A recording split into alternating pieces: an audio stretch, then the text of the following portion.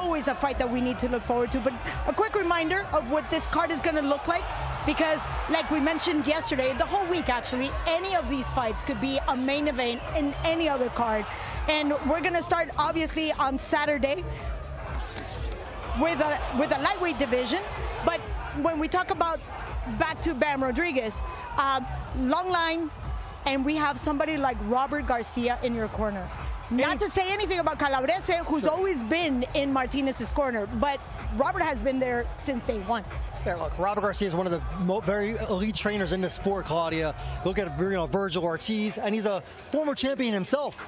So I think you can't get any better than Robert Garcia, and the sparring you get in his gym in Southern California, that is top-notch sparring. I mean, you have the likes of Virgil Ortiz, for God's sakes. I remember Robert Garcia as a fighter, and it's very rare for you to have a professional trainer that's also won a world championship. So he's not only a world championship fighter, world championship trainer, and it's the sparring. You said it. They have some of the best sparring down there in Southern California. They work hard. Everything's perfect in that camp, and that's why they show it when they fight. You know, it's interesting because I seldom see, like you mentioned, good partners when you have somebody who has been a fighter, then becomes a trainer. But in this case, Robert Garcia has been an extraordinary example, but his dad himself, Don Eduardo Garcia. So not only has he fed off his dad in terms of a fighter, but also in his training style. What makes Robert different? The way he translates his advice, he keeps it simple. He doesn't try to over-explain things in the corner. He uses 60 seconds perfectly, gives you 2 or 3 instructions, and that's just something that comes from a fighter's experience. That comes from knowing what the fighter's going through, what he's seeing, and it's a beautiful thing to watch. I love listening to Robert Garcia in the corner. I love listening to him in the ring. He's my favorite trainer, and that's the reason he has so much success. Well, I'm actually very lucky because I had a chance to hear Don Eduardo Garcia being in the corner of somebody like Fernando Vargas and also Mikey Garcia's corner. And he had one simple line, boxea bonito, fight pretty. I mean, how do you translate that? But I guess it's that communication fighter trainer. Now, I remember being in camp in Big Bear. I was sparring Fernando Vargas, and I remember Grandpa Garcia. That's what we call Eduardo Garcia, and he was always in the corner. Robert Garcia was there, fabulous sparring. It's a family affair with them. Mikey Garcia was probably too young back then, but then he exceeded expectations, became a 4-division champion. I mean, they have the magic formula. Yes, they really have the magic formula, and it's happening in front of our eyes. And it has definitely been a very busy week for Jesse Bam Rodriguez and all the fighters here, and obviously for Bam and Showbiz.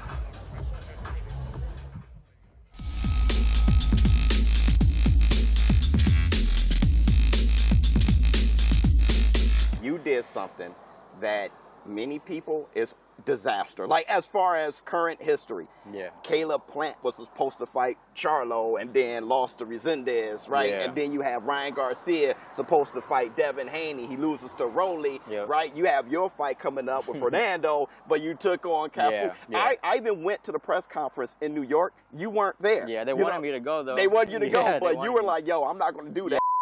It was like a week or 2 weeks from my fight, and I was like, there's no way I'm going to be able to do that, just because I was already like so deep into camp that I was, besides the fact it was disrespectful to Cafu to even show up to the press conference, because that just, if I win, it would have looked like I was overlooking him, and that was never the case. I didn't even know the fight was going to get announced, but it did, and I just had to stay focused on Cafu. Well, but in the back of my mind, I knew I had this fight lined up, so if I didn't get past Cafu, I would have never even got to the moment I'm in right now. And now you focus on Martinez. Now I'm here. Versus Martinez. Yeah. How you feel about this guy? I mean, I'm ready, man. This is the fight that, you know, I've been wanting for a while. Before the Cafu fight was announced, they were in negotiations with Martinez. He ended up fighting Ioka. Yep. So we went our separate ways, but now we're meeting up again, and I'm more than excited for this fight, especially being on the card that it's on. It's huge, man. I'm more excited for this fight than I was for Cafu. And I was main event for Cafu, so that just goes to show how hungry I am, how motivated I am for this. Yeah, because that's a bad card, man. Yeah. I mean, that card is super lit. How do you feel like, being a part of something like that? It's amazing, man. Being in Saudi, just having the opportunity to fight on a Ring magazine card, it's huge, bro. This is probably going to be the biggest fight of my life. So going into this one, I'm 100% focused and motivated. I'm ready to go. The one thing we cannot question is Bam's flawless work ethic. his motivation comes from within, and obviously that shows across the board in everything he does. No, not only that, but we just mentioned it, being in that Robert Garcia camp, that academy, I mean, they feed off each other. Every fighter feeds off each other. They see the other one working hard, and it's like, no, I'm not going to let him outwork me. Everyone just gets better in that gym, and Bam Rodriguez is alpha. He's at the top of that list. Iron sharpens iron, and I want to get back to you, Mike, regarding Abdullah Mason. Very young. We've talked about his athleticism, his ability, but let's talk about the role that he plays as the ambassador for Ring Magazine. What kind of weight does that carry as he's actually here for Ring 4? Yeah, look, right, this is a Ring 4 card, like you said, and there's not that many fighters that have that distinction of being a ring ambassador. It means he's going to have a Ring Magazine patch on his trunks when he's fighting. He's waving the flag, and obviously it means he has the imprimatur of His Excellency Turki Al-Sheikh. You know, John Arrobio, good-looking fighter from Canada, Colombian, he's a Ring ambassador. Shushu Carrington, so these are only top-notch fighters. And Abdullah Mason so far, he's a guy, when you talk to people in the industry, Claudia, they think he could be the pound-for-pound #1 one day. Wow. Let's talk about pressure. Once you have that, like an ointment, you can't let anybody down. An ointment? Yes. He got blessed. He got blessed with talent. He got blessed by Turki Al-Sheikh. He got blessed by everyone that supports him, his promoter, because they see what we are seeing. The man has special talent, speed, power, size, length, and he has that amateur pedigree. These are all things that check every single box, and you want to invest your time, your money, and you want to put him in positions where he can shine. But when we talk about his opponent, Noakes, who's coming, he's hungry, he's just as young, but he comes from a long line of fighters as well, with a country behind him, also carrying another flag. What does that do to a fighter as he's walking in with somebody who's already, you know, with the preference behind his back? Yeah, look, you can't count on Sam Noakes here. Sam Noakes is actually rated in the Ring Magazine top 10. He's a big puncher. He's physical, like Sergio said. And this is his big shot, too, his first title fight. So he's looking to bring the title back to England. But he's going to have to deal with a guy in Mason who's such a flashy puncher. I mean, again, Mason's not proven yet, but when you talk about the eye test, right? You don't see many guys that look like Abdullah Mason. I gotta admit, that smile, that confidence, he walked in that stage as we were doing the arrivals, and not a care in the world. He was unfazed by the crowd or the cameras. Could that be overconfidence stuff? No, it's a quiet confidence. You want to see that in future champions. And Abdullah Mason, like I just said, he has all the things you need to be a world champion, and he has that confidence. But it's not that verbal confidence. It's that quiet storm. You know what's brewing. You know what he can do inside the ring. And he's getting a chance to really shine against an undefeated fighter who's going to be right there, right in front of him. The only way Sam Noakes wins this fight is by knockout. He's not going to outbox Mason. I agree with that. He's not going to outbox Mason. Mason's going to go for the knockout as well. Mason is susceptible to get hits. It's going to be exciting fights. It's going to be exciting while it lasts. Someone's getting knocked out. The one thing I want to add, it is the WBO title, and let's not forget who was the guy that actually went all the way out of the country to look for that title. None other than Terence Crawford. Yes. Yeah, that's right. I went over to Glasgow, Scotland, beat Ricky Burns, his first world title. And then you look at talking about locations. Abdullah Mason's from the rich boxing history of Ohio. Aaron Pryor, Kelly Pavlik, Ezra Charles. So he's looking to bring a title back to Cleveland, Ohio. There you go. So this is just the beginning of the card. Let's take a quick look of what we can expect on Saturday, because we're going to start with the lightweights. Abdullah Mason, like we mentioned, facing Sam Noakes for the vacant WBO lightweight title. Also, we move up to the super flyweights, and there we see, bam, Jesse Rodriguez. He's putting his Ring Magazine and WBC title on the line against the WBA champion, Fernando El Puma Martinez. And obviously, we've already heard a lot. There's no love lost in the welterweight division. Devin Haney trying his luck at 147, seeking to capture the world title on his third weight division against the undefeated WBO welterweight champion, Brian Norman Jr. And then it's the main event. The battle for the light heavyweight crown. David Benavidez defending his WBC title against Anthony Yarde, who looks to finally achieve his world championship dream on his third attempt. And now we're going to go to all the action with our master of ceremonies, Thomas Schreiber. Ladies and gentlemen, welcome to the final press conference for the Ring 4 Night of the Champions. this Saturday, November 22nd from A&B Arena in Riyadh, Kingdom of Saudi Arabia. We would first like to give a special thank you to the Kingdom of Saudi Arabia and the custodian of the two holy mosques, King Salman bin Abdulaziz Al Saud, His Royal Highness the Crown Prince Mohammed bin Salman, and Chairman of the General Entertainment Authority and the Saudi Boxing Federation, His Excellency Turki Al-Sheikh. This event is being brought to you by Riyadh Season, Sella, Ring Magazine, Frank Warren for Queensberry, and Eddie Hearn for Matchroom Boxing, in association with Bob Arum for Top Rank Incorporated, Samson Boxing, Warriors Boxing, Devin Haney Promotions, and AY Promotions, along with their premium partners, Saudi Tourism Authority, STC, Saudi National Bank, Dr. Suleiman El Habib Medical Group, and Saudia. Their strategic partners, Mayar United, Arroyo Cruises, Sadia, Lucid Motors, SHG, and Azure. Their main sponsors, Pepsi and Arena Fitness Innovation, and their commercial partner, Prime. A big thanks to those great partners. Well, a reminder, ladies and gentlemen, that this great event will be broadcasted live worldwide, exclusively on DAZN, by now at DAZN.com.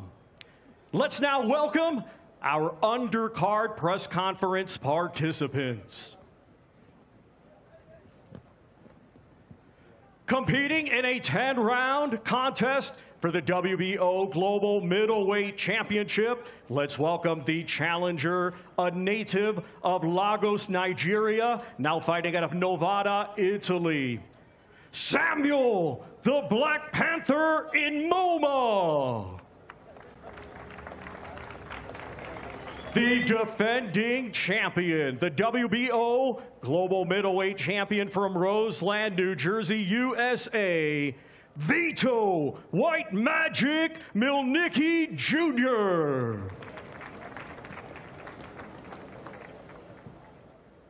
Competing in a 12-round contest for the vacant WBO Lightweight Championship of the World, let's welcome, from Maidstone, Kent, England, Sam Midge Noakes.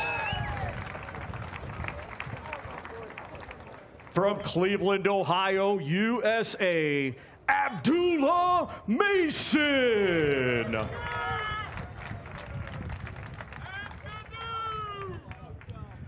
Competing in a 12-round contest for the WBC, WBO, and WBA Super Flyweight Championships of the World, and also the Ring Magazine Championship. Let's welcome, from La Boca, Buenos Aires, Argentina, he is the reigning and defending WBA Super Flyweight Champion of the World. Let's welcome Fernando El Puma Martinez.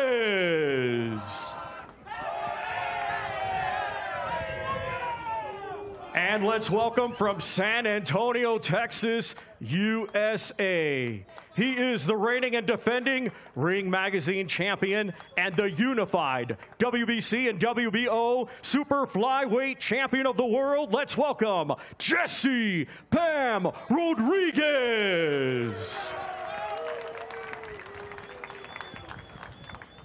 And now we also welcome the CEO of Ring Magazine, Rick Reno, Vice President of Top Rank Incorporated, Carl Moretti, International Boxing Hall of Fame promoter, Frank Warren of Queensberry. And we will now hand things over to your host, the voice of DAZN Boxing, Mr. Todd Grisham. Thank you for those few cheers and the big boo from Sergio Mora in the back. I am Todd Grisham. I'll be calling the fights ringside with Mike Coppinger and Sergio Mora. And as always, it's a real pleasure to be here in what has become the international home of boxing in the Kingdom of Saudi Arabia in Riyadh. And of course, you can see it all live Saturday night on DAZN. The ring has delivered some great cards in the past, but top to bottom, this may be the best of the best, no doubt about it, the fight card of the year. And with that, let's hear from the Ring Magazine CEO, Mr. Rick Reno. Rick, we've got 6 fighters here on the dais, 3 fights represented. What do you expect to see on Saturday night? Well, first, I want to thank everyone for coming out to support this event. Wait a minute, is Eddie Hearn not here yet? Did his Bentley not show up to pick him up? Well, I guess he's busy sipping champagne back at the hotel, but we got 2 proper Brits here, so it'll do. This is an unbelievable card. You can't say enough about this event. You know, starting off, you got 2 young middleweights, Samuel and Vito. Big showcase for the 2 of them. You know, they're looking for their mark in the middleweight division. It's a big opportunity for them, one of them, to make a statement. Both of them are hungry, both of them are locked in, and I expect a pretty good scrap. And then we have, you know, you talk about a fight with high stakes involved. Abdullah Mason and Sam Noakes, 2 undefeated guys, staking their reputation, their records, and one of them is going to walk out of that event as a world champion that night. And if you talk to pundits, you know, in the United States, you know, Abdullah's viewed as a future superstar, and they expect for him to make a statement performance. And when you talk to pundits in the UK, they view Sam Noakes as a future superstar, and they believe he's going to put in a knockout upset performance. Both of these guys could punch. Both of these guys could hit. I don't expect this fight to go to distance, and I believe we're going to get fireworks. Absolute fireworks, maybe from the first bell. And then you have unification, Bam Rodriguez, Puma Martinez, pound for pound, one of the best fights you can make in the lower weight classes, with the Ring Magazine title at stake. For years, people have been talking about this fight, what would happen if Bam and Puma meet in the ring. We're going to get it this Saturday night. We're going to get it. And I expect a scintillating fight. You know, from top to bottom, you know, when they say you're going to get your money's worth, this is one event where you're going to get your money's worth and then some. And I'll turn it back to you, Todd. Thank you, Rick. Let's hear from a couple of the fighters, and we'll start to the far end to my right here with Vito Milnecki Jr. Vito, you're an extremely decorated amateur champion. So far as a pro, you've won 21 of your first 22 fights. How satisfied are you right now with your pro career? Yeah, well, first of all, I want to thank God. Without him, none of this is possible. I want to thank His Excellency Turki Al-Sheikh, Riyadh Season, the whole Kingdom of Saudi Arabia for hosting this event. And yeah, man, my professional career is off to a hot start. I had a great amateur career as well. But to be a part of an event of this magnitude, to have this stage to showcase my talent and to showcase that I'm on another level than this guy, this is exactly what I'm going to do on Saturday night. All right, and you'll be taking on Samuel and MoMA. Samuel, a lot of people I'm sure are not too familiar with you. What kind of fighter are you, and what is your game plan as you face Vito on Saturday? Yeah, actually, I want to thank everyone for coming, for giving me this opportunity. Thank Turki Al-Sheikh and Ring Magazine and everyone. I don't have actually a regular game plan. I'm here just to do war. And I think, Vito, you're ready, right? What do you say? I can't understand. He said, are you ready for me? Oh, 100%. Shit, I'm born ready for this. This is exactly what I do. I've been doing this since I'm 7 years old. Good, you good, ready? Good. Yeah, of course. Well, Vito, what do you know about it? 100% ready. Don't worry. We'll see. Don't worry. We'll see. Don't worry. We'll see. Oh, don't worry. We'll see. Vito, what do you know about him? Are you impressed by what you've seen? Yeah, he's a good fighter. Nothing I never seen before. I'm just excited. I'm excited to, like I said, be on this platform, to be able to showcase my talent.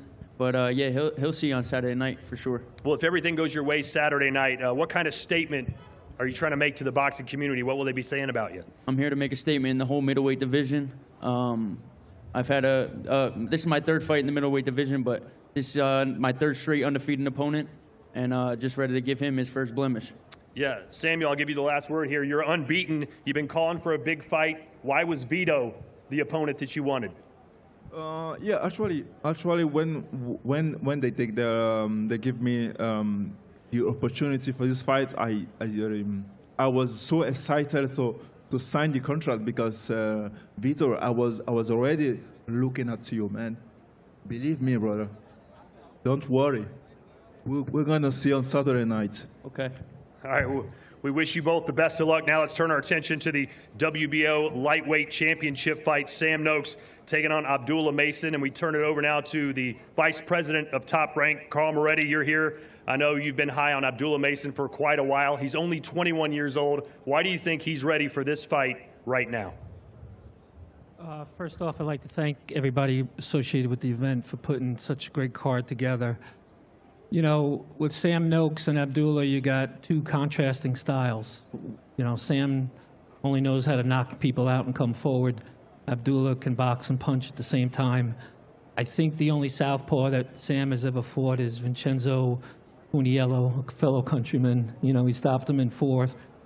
But, you know, Abdullah Mason isn't Vincenzo Funiello. We know that for sure. So we wouldn't put our guys in fights that we don't think we can win. You know, and nowadays anybody can fight for a title, but the goal is to win the title. And on Saturday night, Top Rank will have the WBO lightweight champion with Abdullah Mason.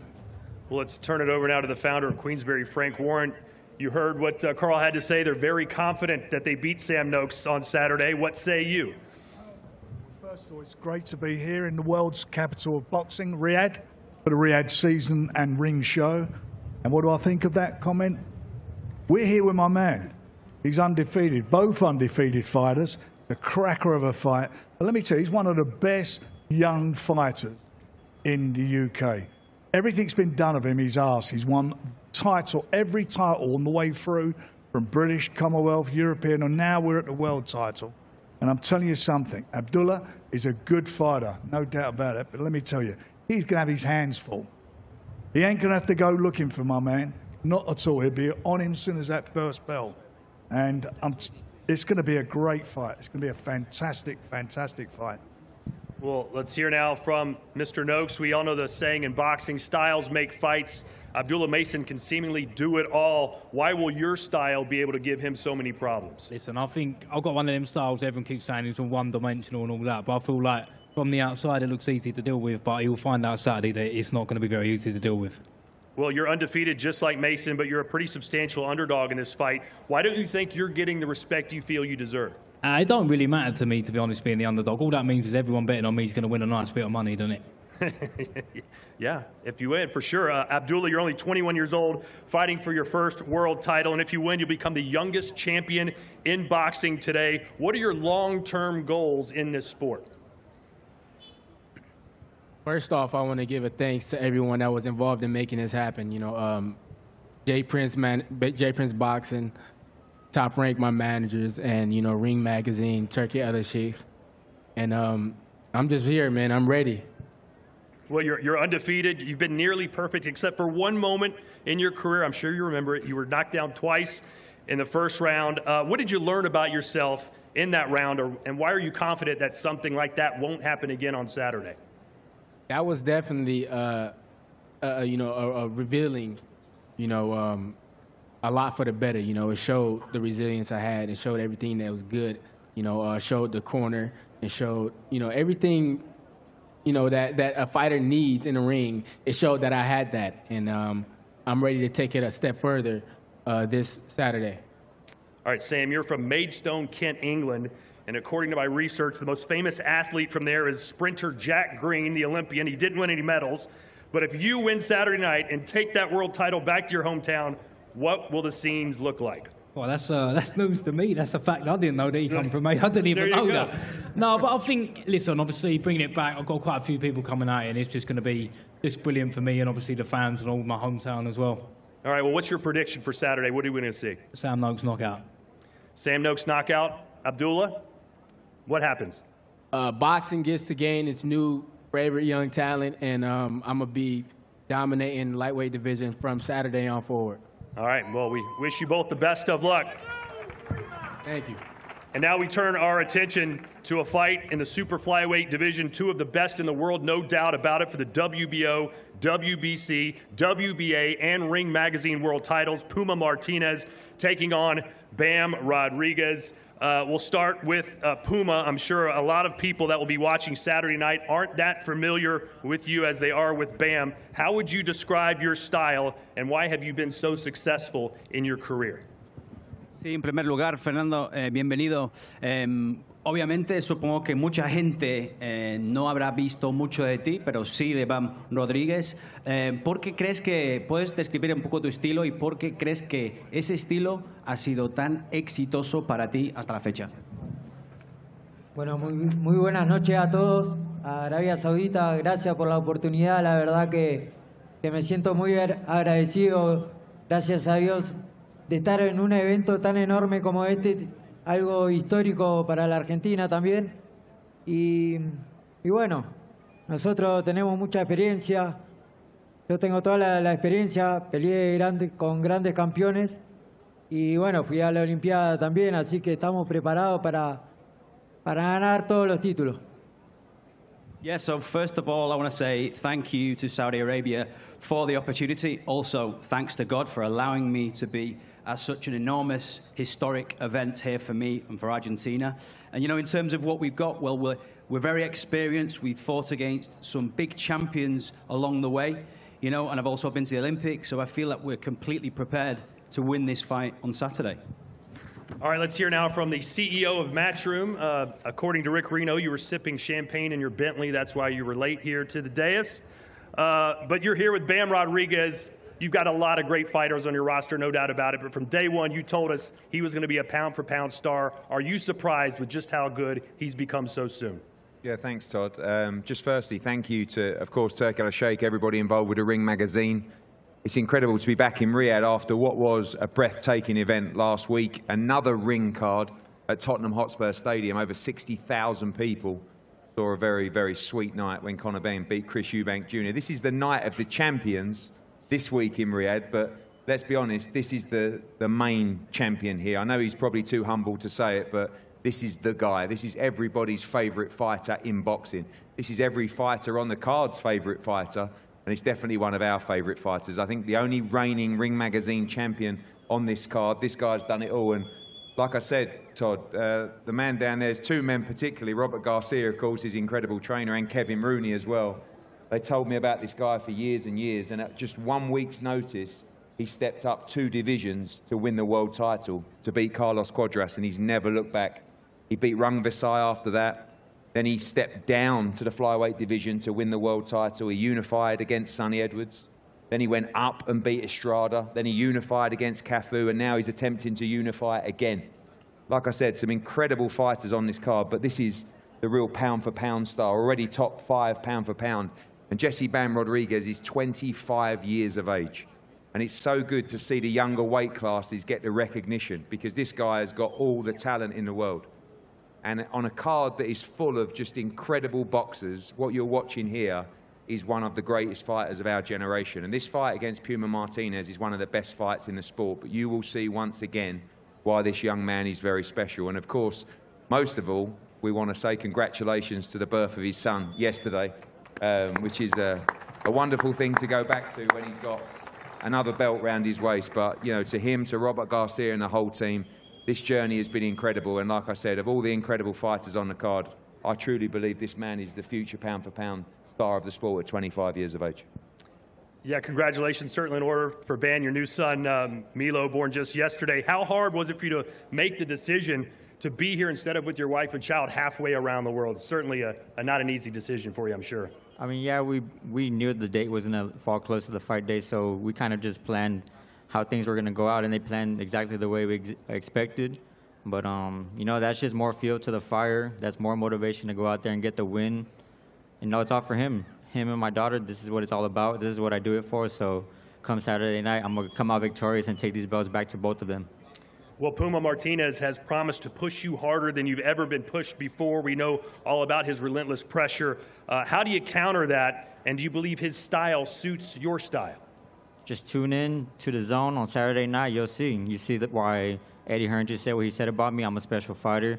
I'm going to go out there and prove that to everyone once again.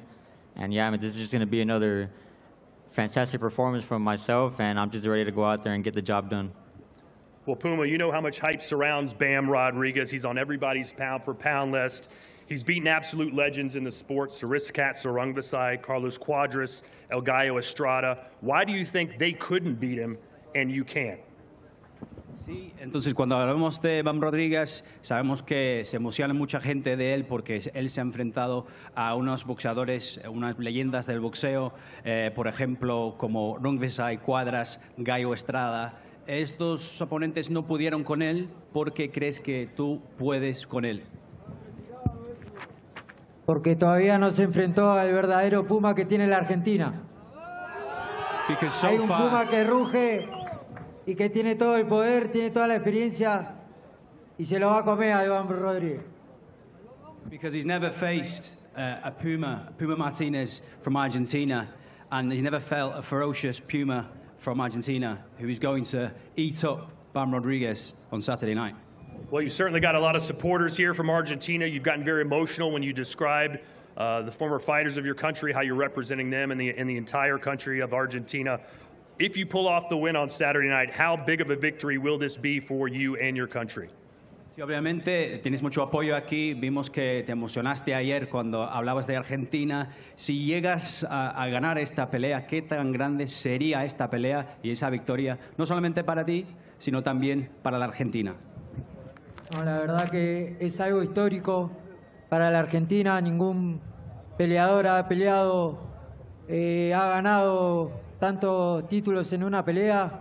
Y bueno, yo quiero eso, quiero marcar mi nombre en la historia con los grandes boxeadores que tiene la Argentina tanto tiempo, ¿no? Que tiene mucho legado la Argentina, y quiero convertirme en un gran campeón para toda la Argentina, loco. Yes, so to be honest, it's a massive fight for me, and I think it would be totally historic for Argentina. You know, there's never been a fight in which an Argentinian has fought to unify so many belts in just one fight. And I want to make my mark, and I want to be up there with the big names that Argentina has. So I want to be up there with the great champions and become a legend in Argentina. Well, we wish you luck. What's your official prediction for Saturday, Puma? Deseamos toda la suerte. ¿Cuál es tu pronóstico oficial para esta pelea? Esta pelea la gano por nocaut. I win this fight by knockout. Well, Bam, a lot of people are predicting this to be maybe a fight of the year, an all-out war. Do you agree with that? Do you think it's going to be that type of fight, or do you see yourself in a one-sided dominant victory on Saturday? Honestly, this fight, it ends how I want. I can take it the distance, or I can stand there and end the night early as well. So, I mean, whatever I'm feeling that night, I'll go out there and make it happen. Well, he's feeling a knockout on Saturday. What's your official prediction? And don't be shy, please, Bam. I just know I'm going to win. My hand's going to be raised at the end of the night. I'm going to take that belt, take these belts back to my children, and that's that. All right, how about a round of applause for all our fighters here on the stage? We're going to clear the dais for the first half of our press conference and bring up the final three fights of the night. But right now, how about we stare these guys down? Well, those were some strong statements right there from Bam Rodriguez. There's a lot of confidence. And Puma challenging the champion, saying, I'm going to knock him out. What are your thoughts on that? You have to love hearing that from Puma, right? I mean, you're not going to beat a great fighter like Bam unless you're feeling it. You're not going to outbox Bam. So the only way, the only path for victory for Puma Martinez is by knockout. And we know that, you know, when you have power, when you have aggression, you have a chance. You have a puncher's chance. And this man has a whole country on his shoulders, on his back, supporting him. So he can maybe do something great Saturday night. Well, guess what? There's some words being exchanged right there between Eddie and Rick Reno. Rick Reno had some interesting words to say about Eddie Hearn as he walked in. What do you have to say about that? Yeah, look, Eddie's done a great job with Bam Rodriguez, and Bam He's a pound-for-pound great, but I like seeing him show a little bit more of his personality like he did up there, saying that he's going to end the fight however he wants to end it. And here we have Mielnicki. This is a guy that we've known for a long time. What can we expect? Mielnicki coming back into the ring here in Riyadh. Well, these two, the fact that he's still, you know, being undefeated. And these two competing Saturday in a scheduled 10-round contest for the WBO Global Middleweight Championship. It's the challenger, Samuel the Black Panther in MoMA, versus the defending champion, Vito White Magic Mielnicki Jr. The challenger right there, Mielnicki. He's been around for a while. He wants to take on another opportunity for a title. Mielnicki, yes, Vito Mielnicki. I'm sorry, I misunderstood the first time. That's okay. Yeah, no, I've been following him for some time from the PBC days. Once beaten, that was a split decision loss that he could have won. So he carries himself like an undefeated fighter. Good boxer, puncher, moves around the ring, tall for the weight division, and hungry. I mean, he's already at the point where he deserves a title shot, and with one big win, he's going to be there.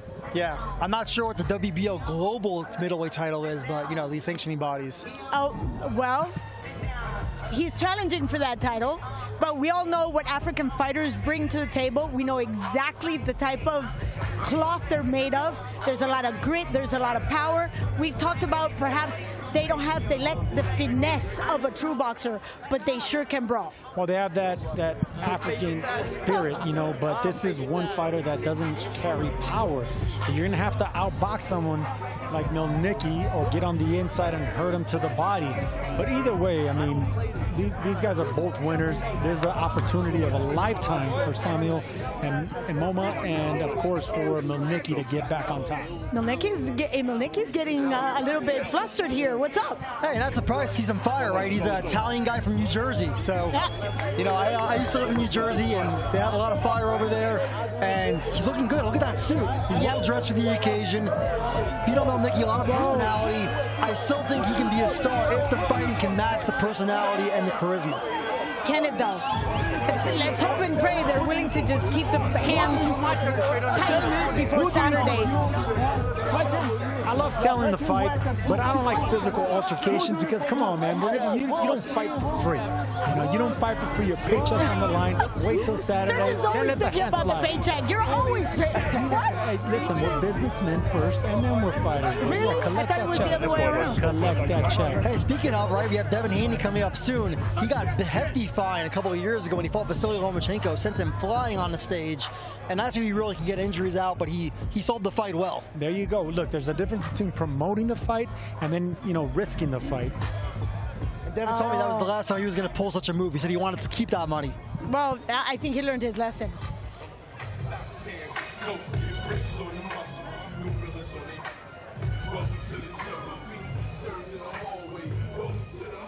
It's a battle of the undefeated. 12 rounds scheduled for the vacant WBO Lightweight Championship of the World. Sam Midge Noakes versus Abdullah Mason. So much confidence in these two fighters. Noakes obviously understanding what he got the memo. He knows what the mission is. But Abdullah Mason has other plans. There's a lot of confidence in that smile. Both these guys are confident because they carry themselves with that undefeated record. They know a title's on the line. Both of them from different sides of the world. This is going to be an exciting fight, a great opener on the main card. Someone's has to go. Sam Noakes needs to get on the inside, make it a physical fight. And we know Abdullah Mason is there to get hit. He's vulnerable. He has been dropped, but that's because he's always looking to be exciting, going for the knockout. This is going to be a fan-friendly fight. Buckle up. We looked at those long arms. You mentioned 74 inches reach. That's a lot. For a lightweight, 135 pounds. That's middleweight. That's David Benavidez's oh, reach. Really? That's light heavyweight. That's what I'm saying. So this is a special fighter. Competing Saturday in a 12-round contest for the WBC, WBO, WBA, and Ring Magazine Super Flyweight Championships of the World. It's the WBA champion, Fernando El Puma Martinez, versus the Ring Magazine champion and the unified WBC, WBO champion, Jesse Bam Rodriguez. And there you go. That's Puma being Puma, the Argentinian. Really looking for a reaction from Bam Rodriguez that we know he has been so cool, calm, and collected. Yeah, like, you know, Claudia, you live in Miami. I used to live there too. And we know. A lot of Argentines there, they have a lot of spice, right? A lot of confidence. And again, I think P. Martinez is being overlooked. I'm not picking him, don't get me wrong. There's nobody I would pick over Bam at 115 pounds. But I think Puma's going to make him work harder than he's ever had to work before. This is going to be a style clash. You know, Puma's going to have to get on the inside, make it physical. He's a hooking type fighter.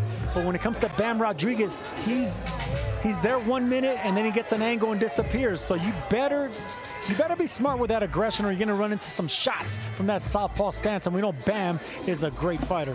Well, all I'm saying is there's a lot of hardware right there on that stage. Bam Rodriguez looking to take everything, like he said, taking it home to his kids, because now he's plural. Talk to me, Goose. Yeah, and one thing I want to say about Bam, right, I think that a lot of people forget, is he was a guy that no promoter wanted to sign. He was fighting on top-rank undercards over and over and over as a free agent. He fought on some PBC undercards. They had the chance, they didn't sign him. Eddie Hearn did. And he did a great job. Well, we've heard from the undercard fighters, but before we move on to the main card, here's a reminder to head over to the locker room on DAZN.com for all your fight week build-up. The Locker Room, the new home of DAZN's boxing content. All your big hitters, all in one place. I am not going to stop until I am pulled off of this guy. Daniel, don't disrespect you are. Daniel, don't disrespect you. I personally think you're a bit of a don't really like you. Welcome on board the rivalry line. I do not want to be average. I fear being average. More exclusive content than ever before. You look at that blood, you remember what's coming. Welcome to Inside the Ring, boxing's official show of record. I'm your host, Max Keller. Where boxing lives, breathes, and never stops. I never thought being with Matchroom I'd be doing stuff like that. Weekly content from all your favourite creators, promoters, and influencers. The Locker Room, only on DAZN, the global home of boxing.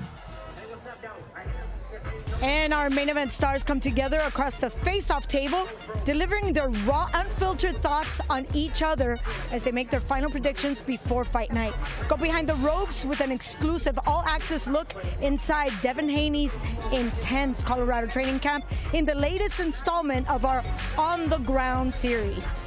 Super flyweight champion Jesse Bam Rodriguez takes to the streets with the one and only Showbiz, the adult, to reveal what truly makes the championship tick. See it all on DAZN.com. At DAZN, it's game on. Watch every Serie A match this season. Hear the Tifosi roar. Derby days like no other. Where football is faith in Europe's toughest division. Plus, highlights from La Liga and Bundesliga. And relive iconic moments with FIFA Plus. All in one place all season long. Watch now on DAZN. So we got a chance to see Bam Rodriguez having a nice little exchange with Puma Martinez. There was a lot of shoving and pushing. Obviously, the Argentinian has no respect for Jesse Bam Rodriguez, his power, his accolades. Look at that. Absolutely no respect. And that, my friend, is a very important factor when you're coming all the way to Riyadh looking to unify all the titles. Well, you want to show that you belong. You know, you're a champion as well, and you're not intimidated by the champion in Bam Rodriguez. You know, a little push, a little shove. It's good for the camera, good for the fans, but he's still going to have to get in there and face this monster in Bam Rodriguez. But you're not going to play psychological games with a guy like Bam. I mean, it's an action-type fight. Styles make fights. It should be a good one. Yeah, with Bam, you don't want to play mind games, like you said, because he's always so calm, cool, and collected. The one that has lost a lot of his bearings, or both of them, I should say, because there was was a lot of pushing and shoving, a lot of talk back, and that was between Devin Haney and Norman Jr. And let's add the fact that the parents, both fathers, were also having an exchange. There's a lot of tension there, especially thinking Devin Haney is trying his luck for the first time at 147 pounds, but there's a lot of confidence walking into this division. Yeah, and there should be, Claudia. I mean, Devin Haney is one of the pound-for-pound best fighters in the world and has been for a long, long time. He might not be in the top 10 on most lists right now, but he has that kind of talent, that kind of pedigree. He has a win over Vasily Lomachenko on his record, and his opposition is light years better than Brian Norman's. Wait, but it was Vasily in a completely different division. You know what it takes to be a champ at 147. Well, look, Vasily was a great champion, a future Hall of Famer, but he was a lighter fighter, and he was able to compete, if not beat. A lot of people thought Devin Haney might have lost that fight, but still, he won the fight. He won a title at 140, beating Regis Prograis. Now he's going to 147. He wasn't a puncher at lightweight. He's definitely not going to be a puncher at 147, but the audacity, the courage of Devin Haney and Team Devin Haney and Matchroom, everyone that believes in him, they keep putting him up champion after champion, and his resume proves it. He's the goods. Devin Haney really has lived a dream-like career, and this is just an opportunity for him to continue that dream. Well, let's talk about that tension, because like you said, he has the audacity to challenge somebody at 147. But let's talk about the dads. Bill Haney, we know he's a man of a lot of words. He was very curt with us. As a matter of fact, Norman Sr. was also very sharp. He didn't say much, but there was a lot of exchange in there behind the scenes. Is that going to add to the tension in the ring? Yeah, I think it can't help to, right? Because not only are they fathers, but they're the trainers as well. And Brian Norman Sr. was a fighter himself, not an accomplished fighter, but a fighter nonetheless. Brian Norman Jr., I think people forget, you know, he wasn't well regarded by Top Rank and by anybody in the game. He was as an amateur, and then he was kind of like one of those guys where maybe he's not going to fulfill his potential. He wasn't supposed to win that title against Giovanni Santi, and then he did it in fashion. Brutal stoppage in the 10th round. Well, sorry, sir. Not only that, but Norman Sr. was also a fighter. So there's that. You know, when it comes to Bill Haney, he's more of a promoter dad. He's more of a, you know, selling his son. But Norman Sr., he knows what Junior's going through. He knows what Junior's got. And it's an incredible chemistry between both of them. So, yeah, they're defending their legacy, their name, and that's what you want to see on the big stage. And those are very big last names. Just take a quick look at that kind of tension for this bout on 147 pounds. Devin, I'll start with you. There was a few opponents tossed around for you over the last few months. First it was Ryan Garcia, then it was Teofimo Lopez, and now here we are with you set to face Brian Norman. Why was this the right fight for you? No, I mean, he's the best guy right now at 147. He was the best guy that was willing to step up and fight me, so here we are.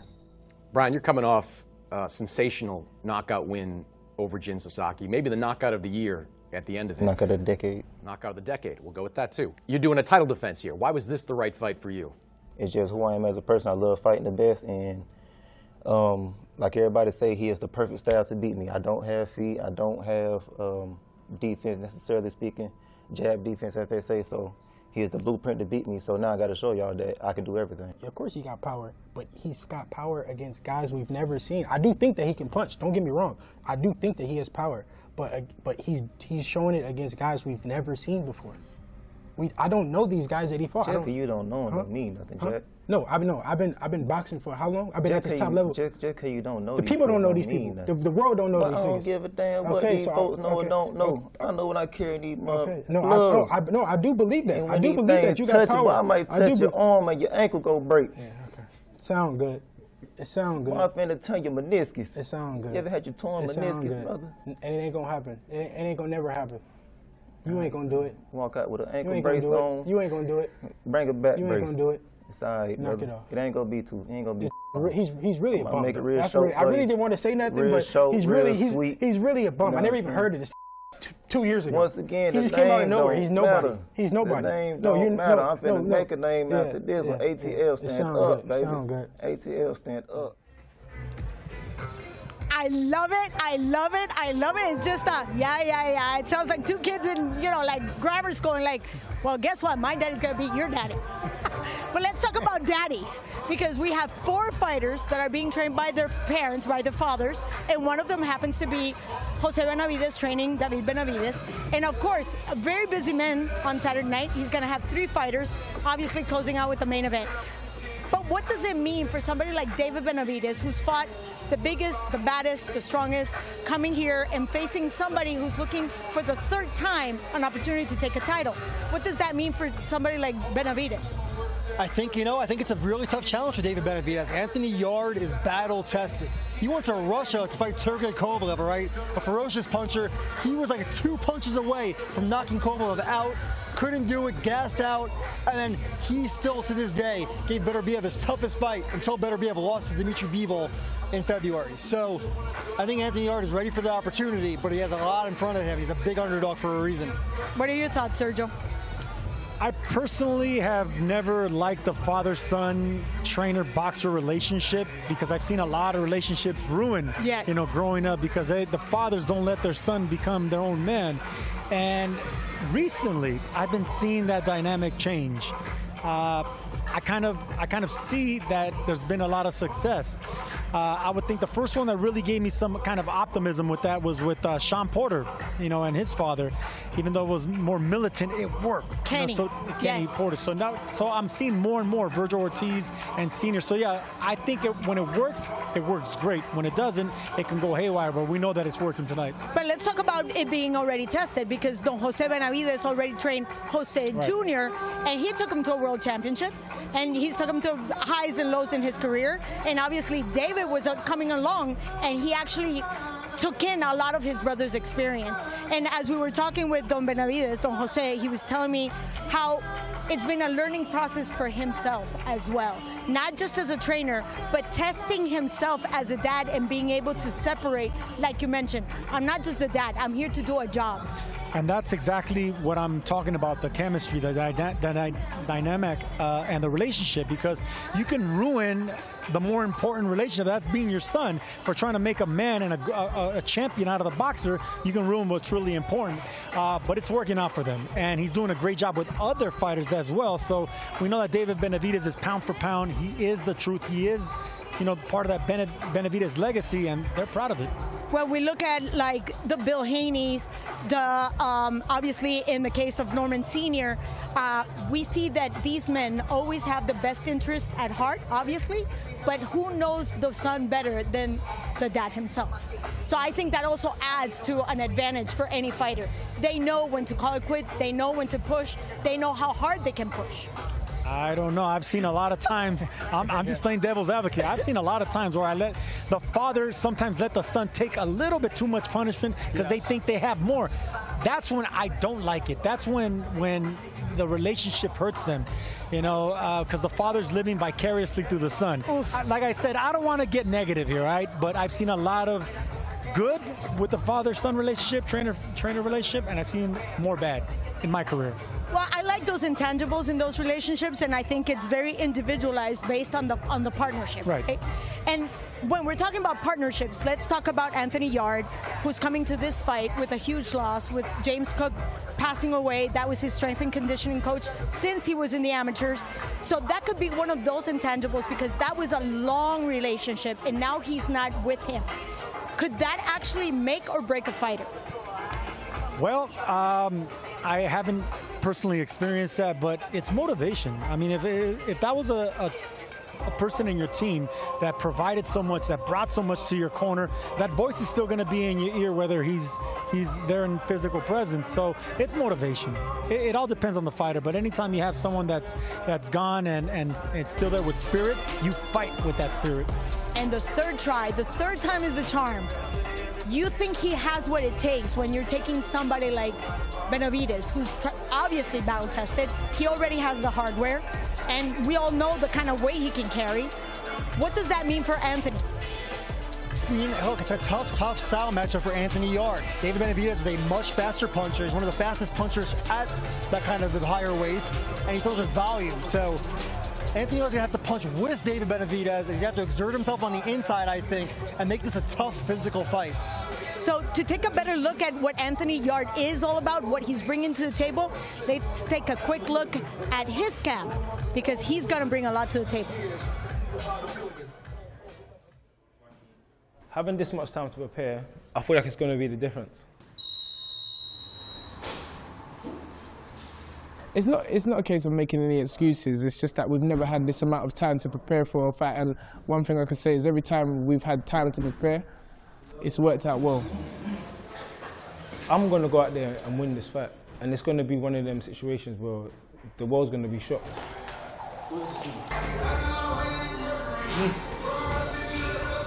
Well, I'm just going to be myself. I'm always confident. If you look at my fights, going into the Kovalev fight, confident. Going into the Beterbiev fight, confident. If you're not confident in boxing, you're in the wrong sport. A journey, to say the least. Right back from before he turned professional, I was training for about 18 months, almost 2 years before he actually turned professional, and it's just been a joy from day one, to be honest. So I was meant to get my hair done for the cameras, but I like to look sexy on camera for all the girls that are watching. They say a hairdressing salon, man. You know, though, I was singing. I was actually fighting. As I was saying, I was meant to get my hair done for the girls. Bob, I'm talking to someone. Go away. You say he looks at me. Bob, go away, man. What are you talking about? What are you talking about? See that? Left hook in the eye. I slipped it. Try again. Look, no, man. That's two. That's two. Try it. Let's go, man. Well, we know that Anthony Yarde has faced a lot of adversity. Both parents passed during COVID. He now loses his strength and conditioning coach. But the one thing he never loses is motivation, like you mentioned, and that big, bright smile. And that takes a fighter a long way. Anthony Yarde is a unit. When you see him in person, he looks like a football player. He's muscular, and we know he has the resume. He has the power. He actually has more power than Benavidez. They both have 30 fights, but he has a higher knockout ratio. And the confidence, the fact that he already went through that fire, he already knows what to expect with these big champions. Maybe a third time's a charm. It really is. This is going to be an exciting fight, and this is another fight where someone's going to get knocked out. I gotta say, Sergio, I'm not so sure that Yarde has more power than Benavidez. Benavidez has only had 2 fights at 175. He's still getting settled at the weight, and Yarde's knockouts were against lesser fighters. Benavidez is fighting David Morrell and Alexander Dvořák. Let's see on Saturday who has more power, right? Oh, he's got to come back. Well, I can guarantee you that man right there, Anthony Yarde, is a natural 175-pounder. We already seen Benavidez get dropped by a non-puncher in David Morrell. If Yarde catches Benavidez like Morrell did, it's not going to be the same story. So, pound for pound power is definitely on Anthony Yarde's part. Oh, well, just in case you missed it, this is a hell of an exchange right here. But let's go back to the action at the dais, because Thomas Triber is waiting for us.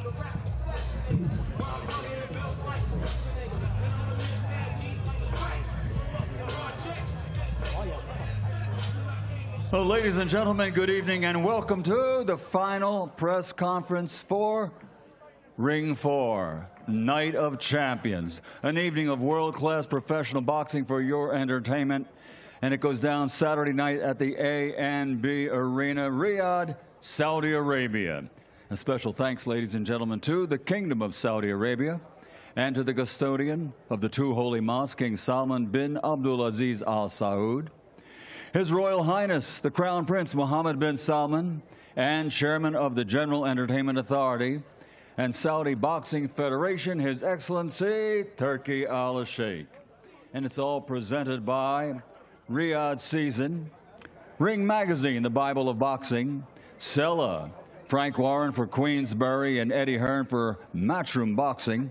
The co-feature is presented in association with Bob Arum's Top Rank Boxing and Devin Haney's Promotions. The main event in association with Samson Boxing and AY Promotions. And it's all brought to us along with our premium partners, Saudi Tourism Authority, STC, Saudi National Bank, Dr. Suleiman Al Habib Medical Group, and Saudia. Strategic partners are Mayar United, Arroyo Cruises, Sadia, Lucid Motors, SHG, and Azure. Our main partners, Pepsi and Arena Fitness Innovation, and commercial partner is Prime. Well, ladies and gentlemen, I want to remind everybody that the entire event is broadcast live on DAZN worldwide. And for those of you who can't make it to the arena, go to DAZN.com, DAZN.com, and you'll be able to find a way to see the fight. Well, seated behind me, ladies and gentlemen, from Ring Magazine, CEO Rick Reno, Hall of Fame promoter Frank Warren for Queensberry Promotions. The head trainer for Devin Haney is Bill Haney. Top-ranked vice president for boxing operations, Carl Moretti. And the head trainer for Brian Norman Jr. is Brian Norman Sr. So, ladies and gentlemen, let's meet the stars of the show for our final two contests. Fight fans' dream indeed. The co-feature, 12 rounds of boxing in the welterweight division, and it is for the WBO Welterweight Championship of the World. The challenger, a perfect record, 32 fights, 32 victories, 15 wins by knockout, fighting out of Oakland, California, USA. He's the former undisputed lightweight world champion, the former super lightweight world champion, a two-division, two-time world champion, challenging the undefeated Devin the Dream Haney.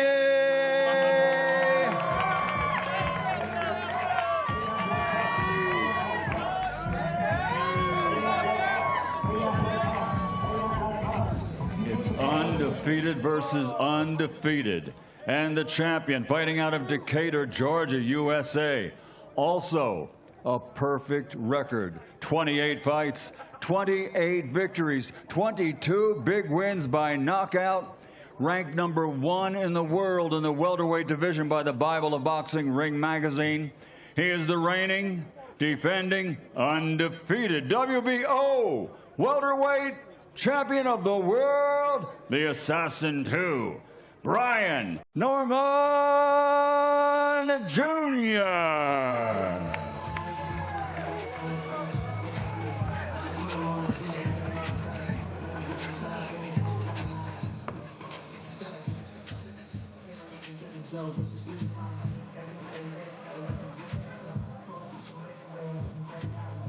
And ladies and gentlemen, our final contest of the evening. Once again, this is a fight fan's dream. The featured bout, 12 rounds of boxing for the light heavyweight championship of the world, sanctioned by the WBC and the WBA. The challenger, ranked #4 in the world by Ring Magazine, 27 victories, 24 of those 27 by KO, 3 defeats. From London, England, the beast from the east, Anthony Yarde.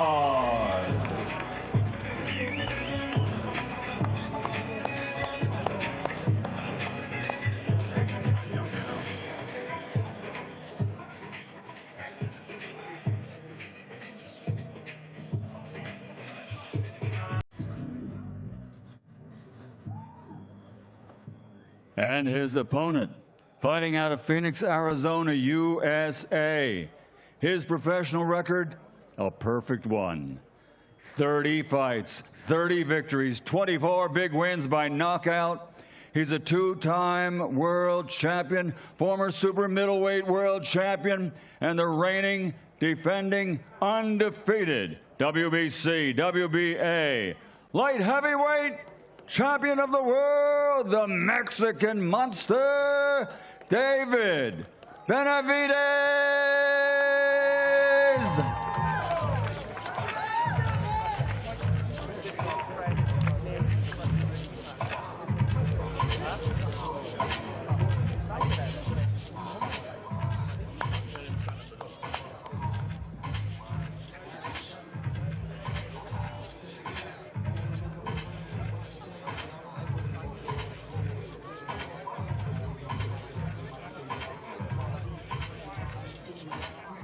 Everybody's in place, ladies and gentlemen. Let me turn it over to our host.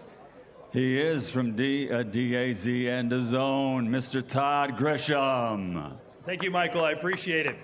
Welcome once again to what has become the international home of boxing, Riyadh, in the Kingdom of Saudi Arabia. And you heard me say it earlier, this is the fight card of the year. And I believe the proof is in the pudding, as we say in the United States. The 8 fighters featured on our main card have a combined record of 193 wins, only 3 losses, with 137 knockouts. Truly incredible numbers, and we're all expecting an incredible night this Saturday. Let's turn it over first now to the CEO of Ring Magazine, Rick Reno. Rick, we basically got 2 main events here on the dais right now, do we not? These are 2 absolutely smashing fights. I mean, in the first contest, you know, when Devin went up to the welterweight division, you know, Devin has a big enough name that he could have picked anybody to fight. But he wanted the smoke. He wanted the guy that nobody wanted to fight. He wanted to go against one of the most dangerous punchers in the weight division, another undefeated guy in WBO world champion, Brian Norman Jr. You know, a lot of people view this fight as speed versus power.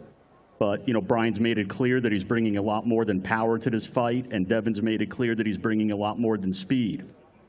Absolutely intriguing contest, and you have varying opinions, and that's when you know you have a good fight, when there's varying opinions on who might come out on top.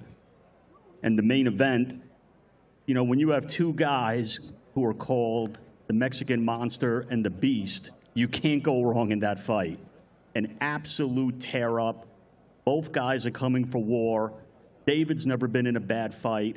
Anthony's never been in a bad fight. This is one of those contests where don't take a bathroom break. Don't walk away from your seat. Don't blink. It could be dynamite from the first round on. Both guys are coming for war. It's going to be one unbelievable event with fight after fight after fight. You got multiple fights on this card that could have headlined on their own, individually, anywhere, and we're getting it all one night, exclusively on DAZN this Saturday in Riyadh, and I'll turn it back to you, Todd.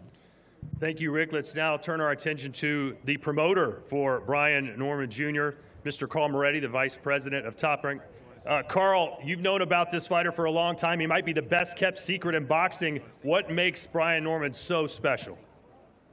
Well, Saturday night you'll see why for sure. But, you know, I really can't wait for this show. I can't wait for this fight. I can't wait for social media. I've never seen so many experts in my life come out and tell Devin what to do and tell Brian what to do, and then see what they say after the fight, because they're all going to be wrong. It's one of the, you know, it's the best fight in the welterweight division. Whoever wins this, I can't wait to see who doesn't call out the winner. But, you know, it's been a trip the whole time. We're very confident in what Brian Norman can do. Bill Haney's been selling this fight from start to finish. He's a trip, man. He's one of a kind. He kind of reminds me of the captain of the Titanic who's bragging that he saw the iceberg. Well, Brian Norman's the iceberg, and we know how that worked out for everybody. So we can't wait for the bell to ring Saturday night. All right, let's bring in Brian Norman Jr.'s trainer, his father, Brian Norman Sr. We expect the fight to be outstanding in the ring, but outside of the ring, the build-up has been just as exciting, especially the back and forth between you and Bill Haney. You guys were going at it just a few minutes ago. You said your son's going to knock out Devin in the ring, and you've already knocked out Bill Haney verbally. Why is there so much animosity between you two? Listen, first of all, I know Carl may not know or keep up with everything, but Bill been missing. Everybody know he been missing. You understand what I'm saying? Bill was missing for 2 months. Bill will come back, he'll get beat up, he'll go away again. Bill come back, he say he locked in, he say he locked in. Man, you're looking for excuses. We're not worried about that. You understand what I'm saying? Brian Norman Jr., it's time for him to show who he really is. Devin Haney is the perfect opponent to show who he really is. We know his accolades. We know all of his, everything that he's achieved or whatever else. I think he's tailor-made for Brian Norman Jr. to beat, and I think he's tailor-made for Brian Norman Jr. to become a star. I think this whole situation, the table is set, and all Brian Norman Jr. got to do is go eat. That's it. All right, let's let Bill Haney have the mic now. I'm sure you have plenty to say about Brian Norman Sr. and Brian Norman Jr. Well, first, I want to thank Allah for this opportunity. It's been quite a journey, you know, and I'm going to ask for all the patience in him to give me to not just go in on that clown over there. You dig what I'm saying? But first, let me acknowledge the star-studded cast, both on the stage right now and those that's behind the stage that make this thing happen. I've had quite some mentors in this business. I see Jay over there, you know what I mean, with Abdullah Mason, a tremendous talent who's fighting for a championship, something that dreams are made of. He comes from a great family of boys and men that's been standing on business, and now they have their opportunity.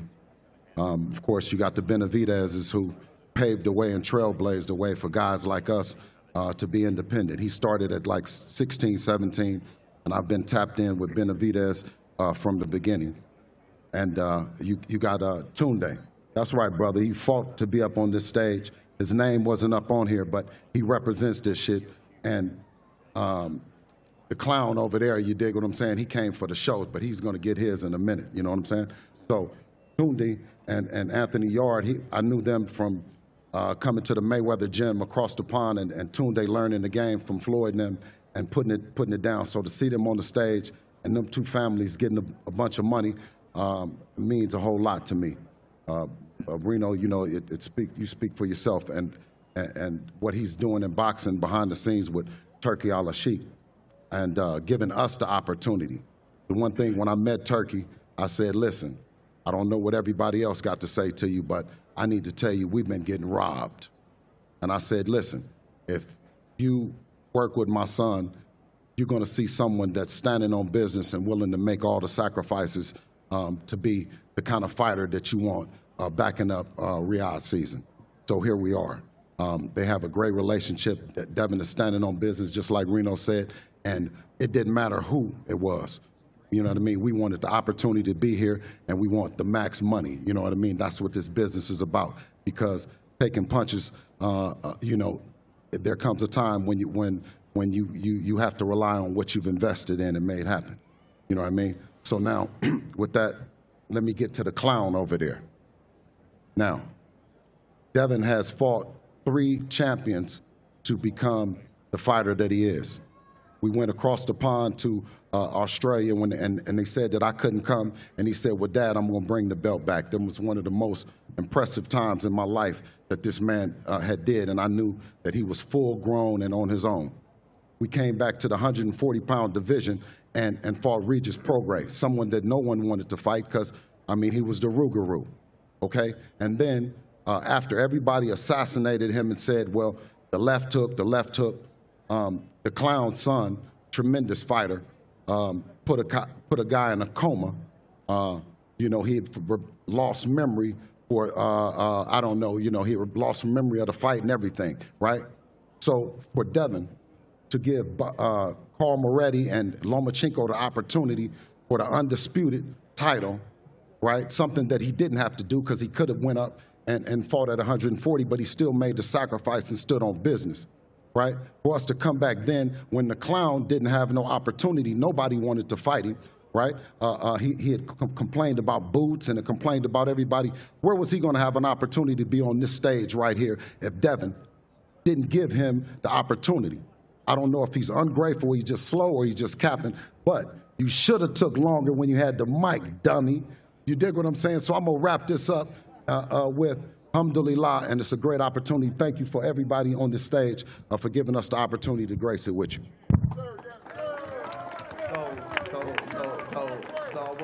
I want to say, thank you, Bill, for that bullshit ass speech. So check this out right here. So hold on, check this out right here. You got a man in Bill Haney who literally just said to me, who was gonna fight my son? Not to mention this fight with Devin Haney was made 7 days after my son just made the knockout of the year. Less than 7 days. So what the hell do you mean who was gonna fight my son?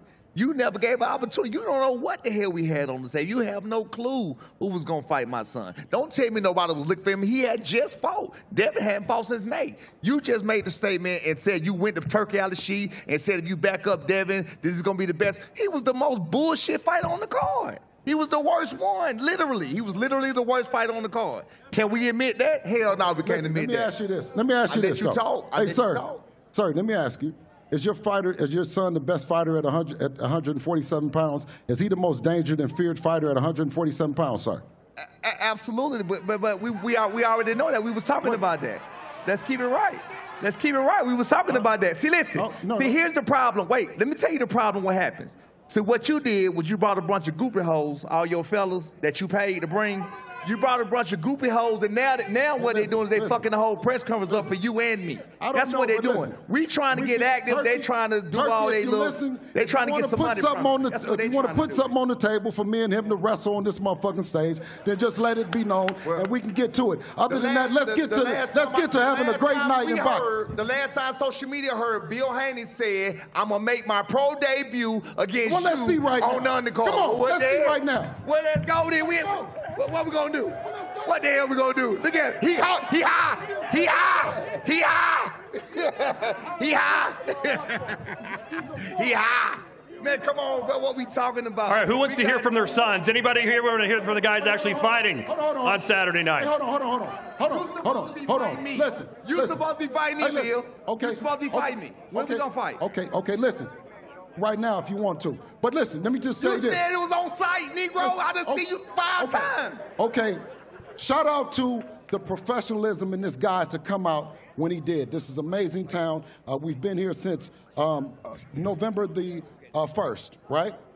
And what we have is what we call when you get acclimated in Saudi, we got that bounce. You dig? Now tell him, let's see that bounce over there. Stiff as boards over there, you dig? November 22nd, my son gonna punish him.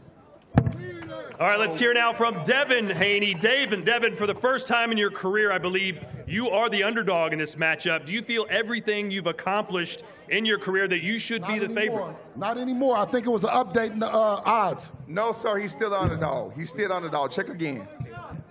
No, alhamdulillah, I'm happy that he's still underdog. To be here. I thank Allah for this opportunity. I thank His Excellency Turkey Al-Sheikh for giving me this opportunity to be fighting here in Riyadh. This is a dream come true of mine. A dream come true of mine to be fighting for another world title. And this is not my first rodeo, so it won't be anything different. I look to bring back the WBO title back home to me and my family, my team, and yeah. All right. Brian, Devin has fought and beaten 7 world champions. To my knowledge, you haven't fought a single champion in your career yet. What do you say to those who believe you're not ready to deal with someone of his caliber? First thing first, this is a wonderful fight card, and gotta thank everybody that made this fight happen. That's Turkey Al-Sheikh, His Excellency, Ring, my father, Bob Arum, Top Rank. I appreciate y'all for making this fight happen, and I truly feel like either you got it or you don't. Of course, he has fought. He has did wonderful things in his time period and what he had going on, but it's time for another face to come up here and do his own thing, and that's where that boy Brian Noma Jr. step in at. Well, you said in Devin's last fight against Jose Ramirez that he ran so much he had to change shoes because they ran out of grip. That said, he won basically every round of that fight. How do you plan to force him into exchanges with you when other fighters haven't been able to seem to do that? I mean, it's only so far you can go. We in the box. It's not like he could just run forever, so no matter if he run or he stay there, no matter what, the boy going to sleep. And Devin, what's your strategy for Brian? He says there's no way that you're going to stand in the pocket and exchange with him. Is that true? Yeah, I mean, we fight everybody, different. Like I said, this is not my first rodeo. I fought Ramirez different than I fought Loma. I fought Loma different than I fought Regis. So the world got to see, what game plan me and my team has drawn up and how I'm going to beat this guy. Well, in a recent face-to-face interview, you said he was just another guy. He's a bum. Why do you feel that way about him? No, I think he's a great fighter. Well, there you go. Well, Devin, what's your prediction for Saturday? Devin Haney, WBO champion. Booby hoes. Brian. Booby hoes. Brian, how confident are you that you can get a decision win against Devin, or do you think you just have to knock him out to win? I could go in by any means necessary. If I want to go to the cards, I could do that. If I want to knock him out, I'm definitely going to do that anyway, as is. It's me stacking my name in the game. So what will happen Saturday? How do you win? The boy going to sleep, dog. All right. Well, good luck to you guys. That will be the co-main event. Can't wait to see that. Now we turn our attention to the main event. David Benavidez facing off against Anthony Yarde. Frank Warren, the founder of Queensberry, representing Anthony here today. You've been with him for a long time. He's been in some fantastic battles, but just hasn't been able to quite get the brass ring. Why do you think he does it here in Riyadh? First of all, again, what a fantastic card this is. When you look at this main event and the next three world title fights, they feature all undefeated fighters fighting. So Anthony's been with us from day one with Tundi and him. He'd had 12 amateur fights. When you look at where he's come from, just having 12 amateur fights to where he is today, they're 2 world title fights, and give a really good account of himself. And I thought he was definitely going to win one of them. And he's learnt on the way. This is big moment in his career. He's in with David, who we respect. He's 30-0, but he's in with a fighter who I promise you will give him the toughest fight he's ever had. Nancy believes in himself as we believe in him, and I genuinely feel it could be an upset on Saturday night. All right, let's speak to the trainer now for Anthony Yarde. Tundi, Bill Haney's had some nice things to say about you. You're in charge of making the game plan. No one's been able to topple the Mexican monster. What's the strategy to get the job done? First and foremost, by whatever name you call him, let me just say God is the greatest. It's been a long journey. Myself and Anthony literally walking into the gym, the Peacock gym in East London, starry-eyed, wanted to be something special in the sport. And I have to say, I'd be remiss if I didn't give credit to the man sitting to my right, Mr. Frank Warren, because when I first came into this sport, I said to him, I got it. And he said, let me tell you something, dreams come true. And I never forget those words. That's what's pushed me as a trainer, as a manager, as a mentor, as someone who's helped guide Anthony all the way. And then I have to say the words to Bill. Me and Bill was in the Sprinter. We met in London, 2012. I trained Devin in the gym every day, went back to Las Vegas, hit factory. Me, Bill, I remember we was driving over to 50 Cent's gym and we looked at each other and we was like, how did these guys do it?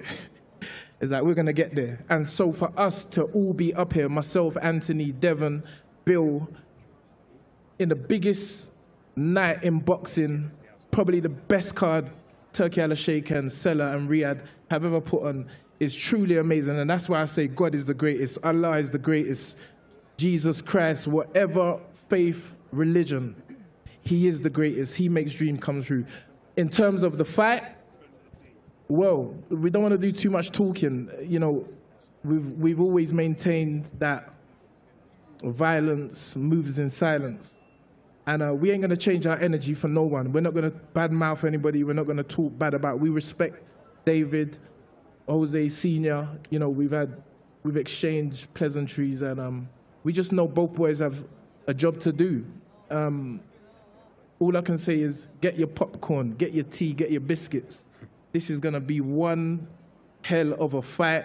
I'm predicting a blockbuster, a fight for the ages. Yes, no game plan, no giving out no strategies. Just tune into the DAZN pay-per-view and get ready for a great fight. And again, thank you, Bill Haney. Believed in me, gave me all the jewels that I need to be here sitting with him and Dev. And me and Anthony, we're going to turn up on Saturday night. All right, Tundi, thank you. There are 3 father trainers here on the dais. We've heard from 2 of them. Now let's hear from Jose Benavidez Sr. I'm sure you're not as vocal as they are, but here's your chance to big up your son. What do you think of what he's been able to do so far in his career, and what do you expect to see from him Saturday? Primeramente le quiero dar las gracias a toda esta gente bonita aquí de Saudi por recibirnos con los brazos abiertos y con mucho amor. quiero agradecerle a Turkey Al-Sheikh, a Al Heyman, Luis de Cubas, a David García por hacer todo esto posible. Y aquí nomás quiero darle un mensaje a toda la gente que David viene preparado, a toda mi gente mexicana.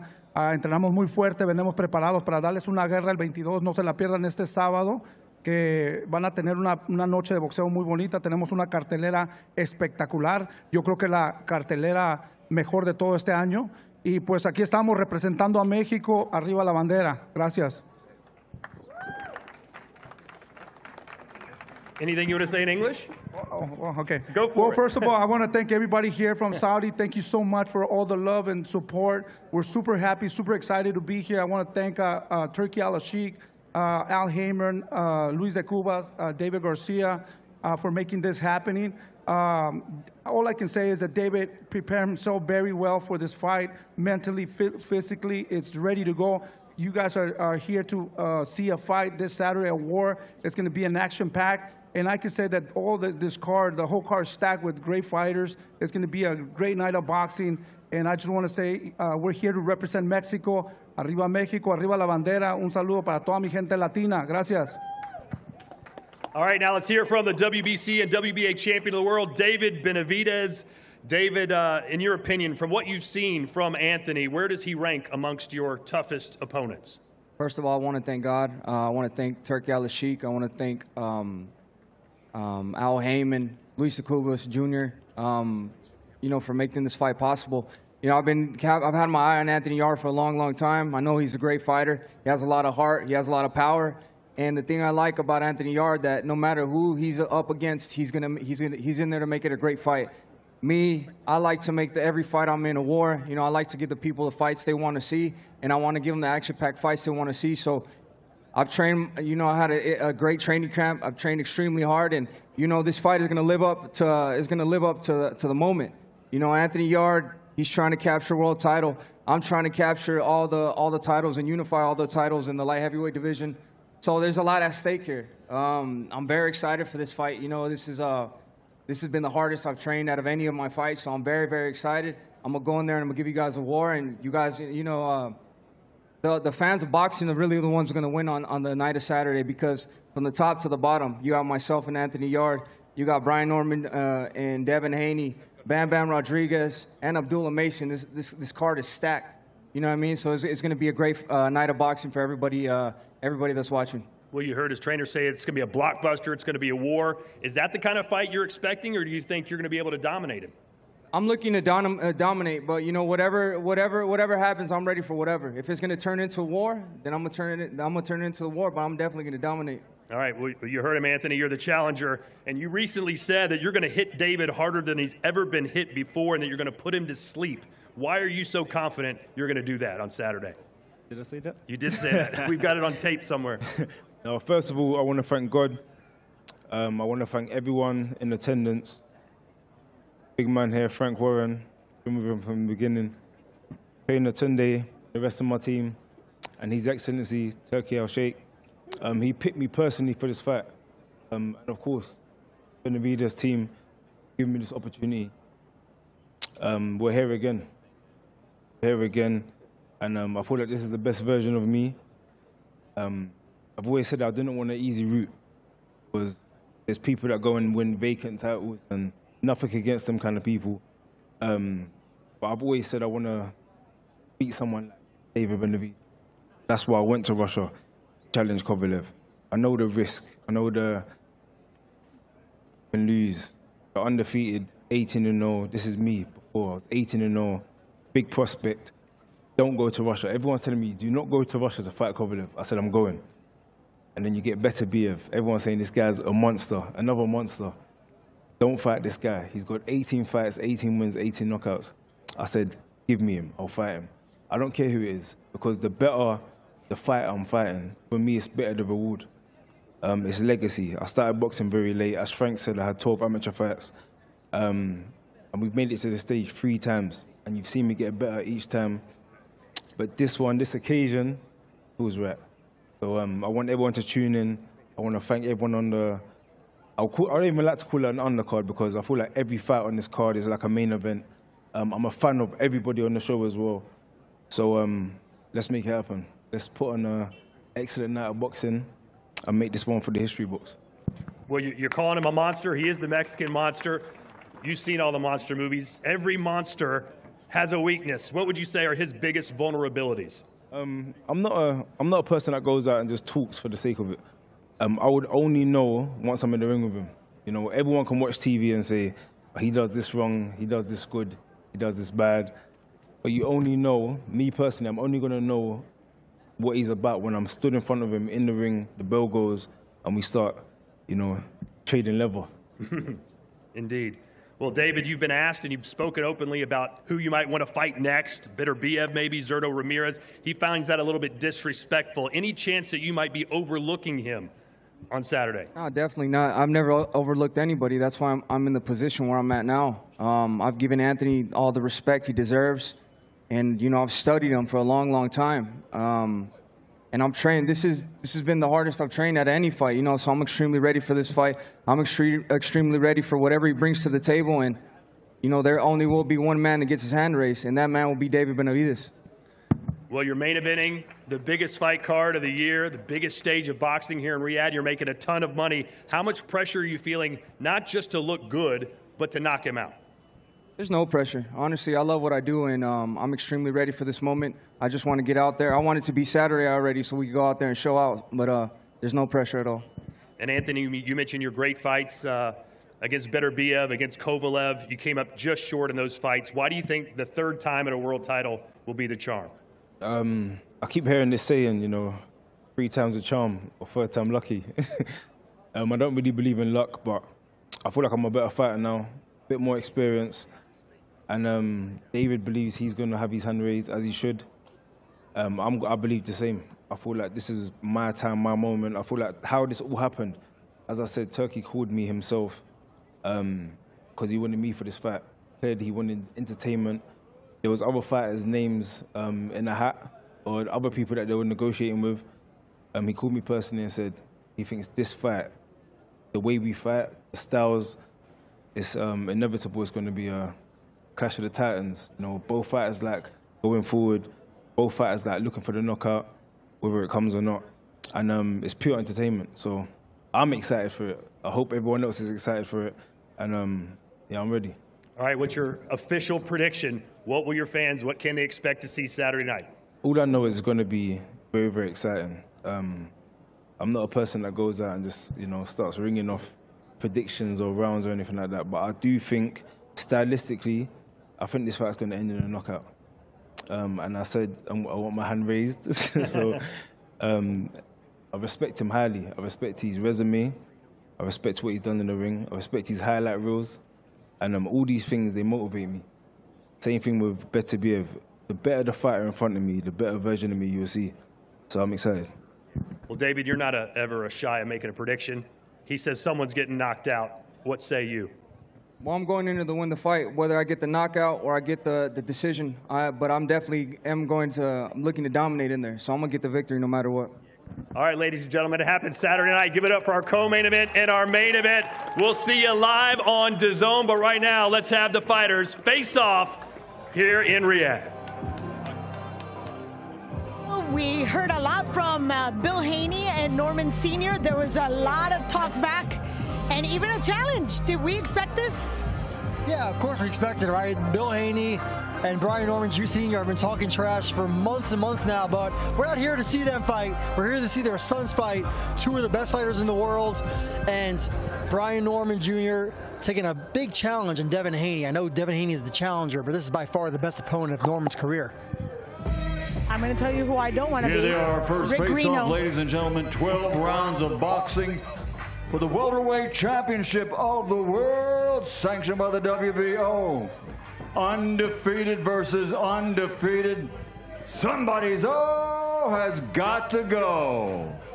The challenger, 2-time world champion Devin the Dream Haney. The reigning and defending undefeated champion, Brian Norman Jr., the assassin number 2. Whoa. A lot of jumping around from Devin Haney, Sergio. A fighter might take that as nervous energy. Anyone else will probably say he's excited for the moment and for the challenge. We're going to find out Saturday. Yes, I definitely look forward to it. I was more concerned about Rick Reno right smack in the middle of all that. Hey, Reno's used to it. You know, I think he can take a punch if he has to. I think his name's Versace Reno. Night of Champions. The feature bout of the evening, 12 rounds of boxing for the light heavyweight championship of the world. The unified title for the WBC and WBA. The challenger, a big hitter, 27 victories, 24 by knockout. The champion, a big hitter, 30 victories, 24 wins by knockout. The beast from the East challenges again Anthony Yarde. And from Phoenix, Arizona, the Mexican monster, David Benavidez. Look at that stare down. There's a lot of respect here, a lot of respect. Now that is what I like. A good old-fashioned stare down, respectful, you know, shaking your opponent's hand. That's what transpires in the ring. That's what actually ends up panning out. Whenever, you know, you hear all the hoopla, the dancing around, all the talk, that doesn't pan out. That right there's going to be explosion. If you can't be here, go to DAZN.com and tune in on us. And he was even very complimentary to Benavidez. Anthony Yarde against the undefeated world champion. 30 victories, 24 wins by KO. The Mexican monster, David Benavidez. We got a chance to see Tunde, the longtime trainer for Yarde, thanking Don Jose Benavidez for the opportunity. Also, he thanked the Devin Haney team. Again, a lot of respect there. Yeah, and I think you have a lot of respect, right? When you're a guy like Anthony Yarde and his team, that you've gone to Russian fight at Sergey Kovalev, gave him one of his toughest fights, gave Beterbiev his toughest fight until Bivol fought him twice. So there's no reason not to be respectful. Well, we're looking forward to a great night on Saturday, but here on DAZN, we champion women's sports as well. We showcase the ladies and their athletic skills. We're not just competing, we're inventing, pushing the boundaries of stamina and speed. We're taking the titles, the big money, and writing history. From new challengers to certified legends. How about that? This is where you watch. We're not here to play games. DAZN Women's Sports. Shout out to the ladies, and a quick reminder, the Ring and DAZN deliver a spectacular card this Saturday. The event features 4 world title fights, headlined by the massive light heavyweight clash between David Benavidez and Anthony Yarde. And we return to the Kingdom on December 27th for Ring 5, Night of the Samurai. Undisputed Super Bantam King Naoya Inoue puts all his titles on the line against the undefeated Mexican Alan Picasso. The females bring the New York style. Amanda Serrano and Erika Cruz run it back in Puerto Rico. Expect all the action January 3rd. And I will be there too. January 24th, future heavyweight star Moises Itama faces former world title challenger Jermaine Franklin in the Magnificent 7. And a reminder that Ring 4 Night of the Champions is available to buy now at DAZN.com/boxing. This event is included as part of our Ultimate Package, a new subscription offer that includes over 180 fight nights and a minimum of 12 pay-per-view events for one annual fee. And with so many mega cards set to be announced for 2026, this is the best value for money package for the ultimate boxing fan.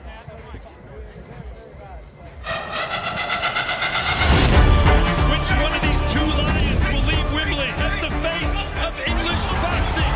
It's over! There's no way back from this! Let's make history! Nothing comes close to what we are witnessing here. The big left hand, unbelievable! Is Itama the heir apparent? It's the biggest win of his professional life. Alexander Usyk and Tyson Fury lock horns all over again. And he's just done it! Round 1, destruction! He's out on his feet! They stop the fight! Virgil Ortiz just like that! lost between these two. But I'm going to show the world I'm the best in the world. I got something for you. Dimitri Bivol, Artur Beterbiev, the undisputed light heavyweight champion, and seal his place in history.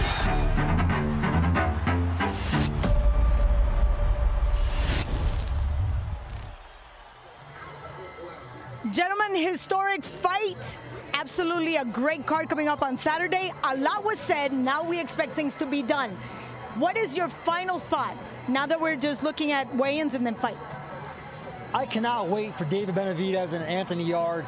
I know that Sergio said before that Anthony Yarde's the bigger guy. I disagree. I think David Benavidez is going to be the bigger guy in the ring. I think it's a tough weight cut for him.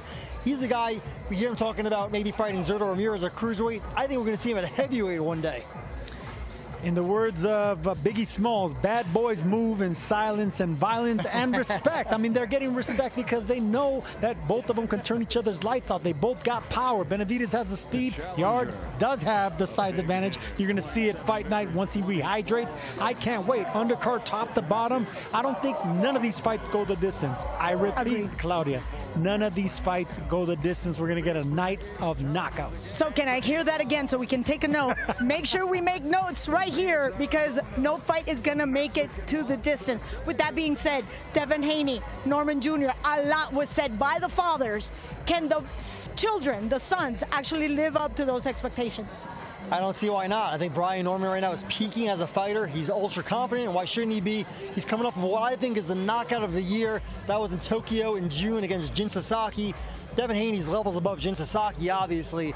And just like David Benavidez, I think Haney's going to be the bigger guy in there. Yes, he started his career at 35, but he's been brutal weight cuts for him. I think he's going to be better at 147. Now, that one I agree. I do agree that Devin Haney's going to be the bigger guy, but not the stronger guy, not the more powerful guy. Agreed. And I think Norman brings a lot of hunger. This is new to him. He's been relishing this moment, and that man has been thriving in the moment for some time now. He's always exceeded expectations when he's got the opportunity. So Devin Haney's been there, done that. Brian Norman wants to prove something, and that's a dangerous man. And somebody else wants to add another title in another division. So everything is said. Now we expect things to be done. The first challenge is the scale, and we will be on live on DAZN for the weigh-ins. So I think we have a date tomorrow. We'll be here. There we go. See you again tomorrow for the weigh-ins, live on DAZN. Live, only on DAZN, November 22nd. The Ring 4. In boxing, gold is everything. And on this night, every fight feels like a main event. David Benavidez, the undefeated Mexican monster, defends against Anthony Yarde, London's heavy hitter. A warrior who's gone toe-to-toe with the best and has the power to end anyone's night early. But the action doesn't stop there. Devin Haney, a two-weight undisputed king, chases history in yet another division versus Brian Norman Jr., the undefeated champ. While Bam looks to unify more of his division if he can break Fernando Martinez. Plus, Abdullah Mason and Sam Noakes clash at lightweight for the WBO title. This is more than a fight night. It's 4 world titles in 4 different divisions. It's the night of the champions. The Ring 4, November 22nd. Watch only on DAZN.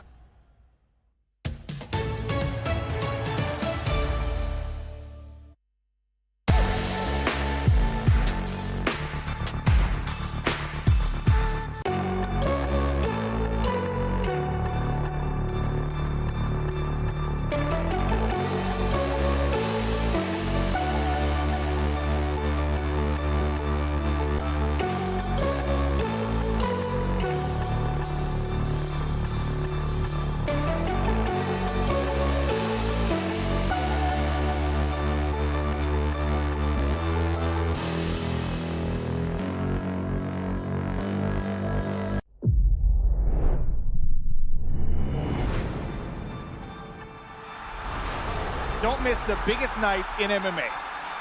PFL is more than a fight.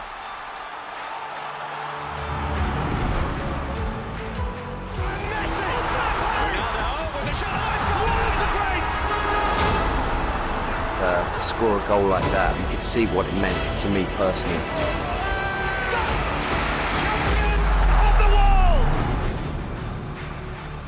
Just all to play for, which is so exciting. These teams have to come in here and give it their all.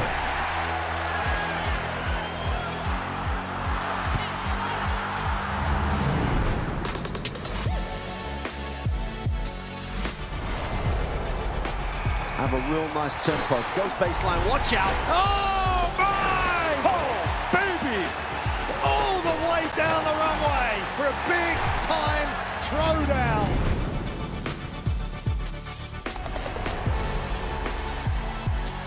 Fight Week on DAZN is non-stop action. Access all areas of the biggest fights, even before the bell rings. I hope you guys enjoy this fight as much as I will.